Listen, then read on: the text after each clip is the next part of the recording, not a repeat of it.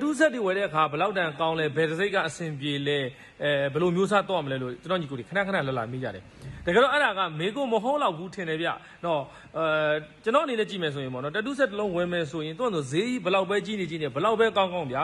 ကျွန်တော်အနေနဲ့ကြည့်မယ်ဆိုရင်ကိုယ့်လက်နဲ့အဆင်ပြေတာအကောင်းဆုံးပဲအဲ့တော့သူဈေးချိုဈေးကြီးကောင်းဟမ်းမိတ်ပဲဖြစ်ကိုယ့်ကိုဘယ်လိုပဲလှုပ်ထားကိုယ်ကိုင်နဲ့လက်နဲ့ကိုယ့်ရဲ့လက်စားနဲ့အစင်ပြေတဲ့ဆက်ကအကောင်းဆုံးပါပဲအဲ့ဒီထဲမှာကျွန်တော်တို့ကဘယ်လိုဒီရွေးချယ်ရမလဲဆိုတာကိုကျွန်တော်အကြမ်းအဖြစ်ပြပြပေးပါမယ်အဲ့တော့တူးဆက်တစ်လုံးဝင်မယ်ဆိုရင်နံပါတ်1ချက်အရေးကြီးတာကကျွန်တော်တို့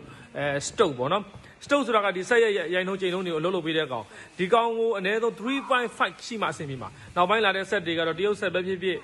နိုင်ငံကြီးမိတ်ပဲဖြစ်အနည်းဆုံး 4.2 ထိတော့လာတယ် 4.2 မဖြစ်ဘူးဆိုရင်တော့ကိုယ့်ရဲ့ဆက်ကအနည်းဆုံး 3.5 stroke ရှိရမယ်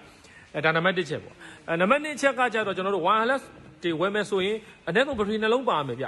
တချို့ဆက်တွေကဘက်ထရီတစ်လုံးပါတယ်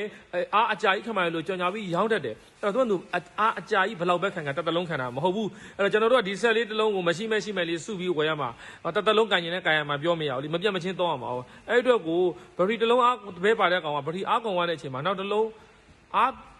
အလဲနဲ့ပြန်သုံးလို့မရဘူးဆိုရင်ဘာဖြစ်မလဲဆိုတော့ကျွန်တော်တို့ကဆိုပါတော့လုပ်ငန်းဝင်တွေရောက်တဲ့အခါမှာဧည့်သည်ကိုရေးပြနေတဲ့အခါမှာကဲအားကုန်သွားပြီ extreme လို့ဆက်မျိုးပေါ့ဗျာအားကုန်သွားပြီပေါ့ဗတိနောက်ကအကြီးလုံးပါအားကုန်သွားပြီဆိုရင်power supply နဲ့လည်းဓာတ်ရိုက် join ပြီးထိုးလို့မရဘူးဆိုရင်ဒီအားပြည့်အောင်စောက်ရမယ်အားပြည့်အောင်စောက်ခဲ့တဲ့အချိန်မှာဧည့်သည်ကိုလည်းထိုင်ဆောင်ခိုင်းနာရမယ်ဘယ်လောက်ထိအားနာဖို့ကောင်းလဲအဲ့တော့ဒီလိုဆက်မျိုးကိုကြတော့ကျွန်တော်တို့ကဘယ်လိုပဲဈေးကောင်းဘယ်လိုပဲ quality ကောင်းကျွန်တော်တို့က cancel လုပ်တယ်နော်ဒါကတော့ကျွန်တော်အမြင်နေပြောတာပါနောက်တစ်ချက်ကကြတော့ကျွန်တော်တို့ဘာလဲဆိုတော့ဆက်ဝယ်တဲ့အခါမှာကျွန်တော်ဒီ battery နှလုံးပါတဲ့အပြင်ကိုpower supply နဲ့တွဲပြီးသုံးလို့ရမယ်ခေါင်းလေးပါတဲ့ဆက်ဆိုရင်တော့ပိုကောင်းတယ်ဗျ battery နှလုံးနဲ့ဆိုရင်တစ်လုံးကို8နာရီခင်ဗျနှလုံး16နာရီ AC ပဲရတယ်ဆိုပေမဲ့အဲ့ဒီနှလုံးလုံးကအ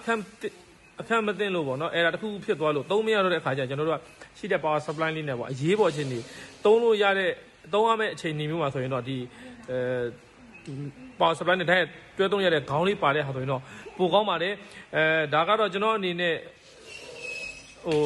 အခြေခံကြမဲ့အချက်တွေထင်လို့ပြောတာပါနောက်ဆုံးတစ်ချက်ကတော့မော်တာကို90 degree တောက်မှန်ထားတဲ့ဆက်တွေကအကောင်းဆုံးပါပဲအဲ့တော့ကျွန်တော်တို့ကဘာကျော်နိုင်ငံကြီး brand ဖြစ်တဲ့ကျွန်တော်ဂျာမနီထုတ်တဲ့ချီယန်းဆိုလို့ရှိရင်ချီယန်းဆိုနိုဗာကနေစပြီးတော့ကျွန်တော်တို့မော်တာကို90 degree တောက်မှန်ပေါ့ဗျာမော်တာကိုကန့်လန့်ထားတာတောက်မှန်ဆိုနိုဗာနေစပြီးတော့သူစလုပ်ခဲ့တာပေါ့နော်ပန်တိုက်ကိုလည်းချီယန်းကနေစပြီးစထွင်ခဲ့တယ်ပြီးတဲ့အခါမှာပန်တိုက်ပြီးတဲ့အခါမှာဆိုနိုဗာဆိုပြီးတော့ထွက်တဲ့အခါမှာလည်းမော်တာ90 degree နဲ့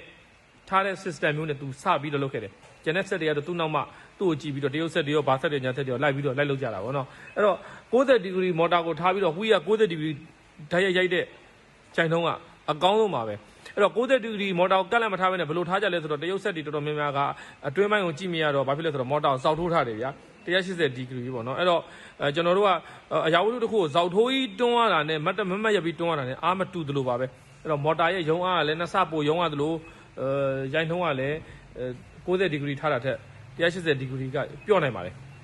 အဲ့အတွက်ကိုမော်တာ90 degree ထားတဲ့ဆက်တွေကိုဝယ်မယ်ဆိုရင်တော့ပိုကောင်းပါတယ်အဲ့တော့မော်တာ90 degree ကိုထားတာကိုဘယ်လိုသိရနိုင်လဲဆိုတော့ YouTube တို့ဘာလို့မှကြော်ညာလေးပါလေးသွားကြည့်ပါတော့ဒါမှမဟုတ်သူ့ရဲ့ mineral book တွေကိုရှာပြီးတော့ဖတ်လို့ရပါတယ်တခြားထပ်ပြီးတော့ပိုကောင်းတဲ့ရွေးချယ်မှုတွေရှိခဲ့မယ်ဆိုရင်ကျွန်တော်ကိုမမှန်ပြီပါဒါကတော့ကျွန်တော်တင်နန်းသားတွေကိုတင်နေတဲ့ပုံစံအတိုင်းစာတွေရောလက်တွေရောမှာဒီလိုမျိုးနားလည်မဲ့ပုံစံနဲ့ကျွန်တော်ပြောပြီးတင်နေကြမို့လို့ကျွန်တော်စိတ်ထဲရှိတာလေးကျွန်တော်ပြောလိုက်တာပါခင်ဗျာအားလုံးကျေးဇူးပါ